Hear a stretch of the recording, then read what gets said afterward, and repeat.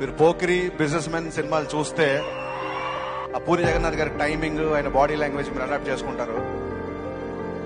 అలాగే సీతమ్మ వాకిట్లో చేసినప్పుడు ఒక అడ్డాల శ్రీకాంత్ బాడీ లాంగ్వేజ్, అతని స్లాంగ్ అతనికి మీలో కనబడుతుంది.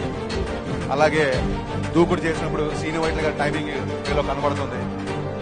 అలాగే శివ గారి సినిమాల్లో ఆ చిన్న సెటిల్ పర్ఫార్మెన్స్ అది కనబడుతుంది. ఇలాగా ఏ డైరెక్టర్ తో సినిమా చేస్తే ఆ డైరెక్టర్ షూస్ లోకి చాలా ఈజీగా వెళ్ళిపోతారు, ఈజీగా డైరెక్టర్ అడాప్ట్ చేసుకుంటారు. పాదరస ఒరబడి నరనరమే అని, that is very very apt user. ఇప్పుడు ఇందాక దాసమన్ గారు అన్నారు మనీష్ లాంటి యాక్టర్ తెలుగులో అసలు లేదని. ఐ ఆనెస్ట్లీ ఫీల్ ఇండియాలో లేదని. అలాంటి మిడ్సీలో ఆయన స్విమ్మింగ్ రాదు, జాకెట్ లేకుండా బోట్ డ్రైవ్ చేస్తున్నప్పుడు ఎంత స్పీడ్ అంటే ఒక ప్రొఫెషనల్ బోట్ డ్రైవర్ స్విమ్ చేస్తుంటే ఎలా ఉంటుందో డ్రైవ్ చేస్తున్నప్పుడు అప్పుడు అనిపించింది ఎస్ వన్ ఆయన ఒకడే.